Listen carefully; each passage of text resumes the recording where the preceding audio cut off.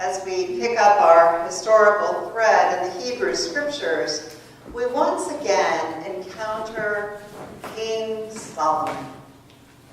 As we know, Solomon was remembered as a great builder and, more importantly, a very wise person. When two women were brought to him quarreling over the maternity of a child, neither would back down. The king listened to their arguments, and since there was no DNA testing then, decreed that the child should be cut in two and given to each woman. Horrified, the true mother of the child relinquished and said the other woman could have the child. Solomon saw that only the true mother would make such a sacrifice for the well-being of her child and handed the little one over to her. That's the kind of insight this man had. Of course, he would never have harmed the child, but he knew that the mother wouldn't either. In the early years of his rule, Solomon proved himself to be a king that pleased the Lord, and Israel flourished. We also remember from the story that Solomon had a huge number of wives and concubines. This wasn't a sin at the time. Multiple wives was a sign of wealth, and Solomon could afford such a harem. To be sure, he overdid it and seemed to be competing with other rulers, especially in the East. Kind of a, my harem is bigger than yours. But he treated them well, and it was written that he loved his wives, with the exception of his Egyptian wife, whom he married for political gain. Yet he treated her well. Solomon had 700 wives, which again was okay.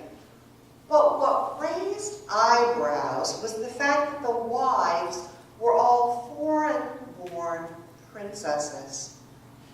They were not of the Jewish faith. God had instructed that Jews not marry outside the faith, but most kings ignored that command, but Solomon really ignored it. It wasn't that God hated outsiders. God was trying to build a nation, and that nation was built on its faith, unlike any other nation.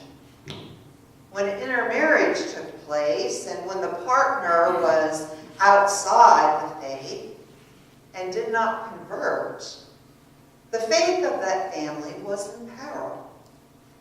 Remember that Israel was surrounded by powerful kingdoms that were thoroughly pagan. Those living on the borders of Israel were extremely vulnerable to the sways of paganism. And that had been a real problem. We know that, in a sense, this kind of thing still happens today. When people put themselves in a position where they are surrounded by others who don't hold the moral and ethical codes with which they grew up. Parents are often fearful when their children get in with the wrong crowd. Of course, for some, this may mean the preservation of prejudice and fundamentalism, but for most parents, it means that they don't want their children swayed by certain influences that may hurt their child. They don't want their children getting into alcohol and drugs or unlawful behaviors. They have given their children a strong moral base, but peer pressure is incredibly strong, and if a child begins hanging out with others who think destroying property is okay, or stealing things is okay, or cutting school is okay, their child is on a path that could lead to all kinds of problems. God, who is the ultimate parent, knows these kinds of pitfalls for God's children. And God knew how vulnerable the Israelites were encircled by cultures who didn't believe in the Lord, and they were engaged in behaviors that were anathema to the one who brought them out of slavery and led them into the land of promise.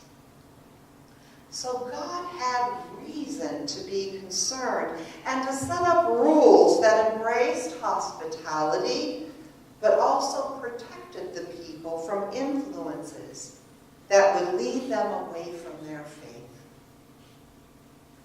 Solomon's first sin was ignoring this law. His second sin was choosing to get involved with his wife's pagan religion. Solomon was no child. They say he was old in this passage, but he was 50. So I am offended by that oldness. But he was a big boy. The writer says that it was the women who swayed him. But God's words convicted Solomon. He chose to worship Ashtoreth, the fertility goddess, Moloch, the god of the Ammonites, and Chemosh, the god of the Moabites. Solomon offered the high act of homage by burning incense to the pagan gods. Gods he knew were not the one true God. And as the king goes, so goes most of his kingdom. Some of the people remained faithful to Yahweh, especially from the tribes of Judah, Benjamin, and Levi, and others scattered across the land. But most of the people, like their king, turned their back on Yahweh. And God was not happy. It was such a waste. Israel had grown. Israel under Solomon built the first temple. Israel had lived in peace. Israel was wealthy and powerful. Solomon threw all of that away, not only for himself, but for all the Israelites. And Solomon erected altars to these gods in the shadow of the temple. To this day, the part of all of that is called the Mount of Offense, or the Mount of Corruption. God's punishment was swift, but incredibly not without mercy. Solomon's adversaries from within and without would devastate the united kingdom of Israel and Judah. The temple would be destroyed and the land of Israel would be taken. People would be carried off and killed. The riches of the kingdom would be taken and carried away.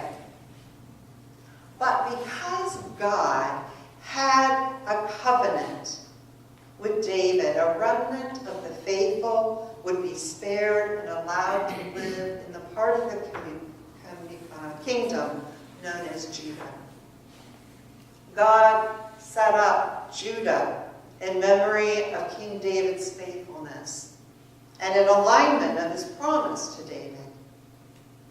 God said that the remnant was to be a light to the people. And while these descendants of David were sorely punished for their apostasy, the punishment would not go on forever. The takeaway from this story is that God, our ultimate parent, knows the purpose of punishment.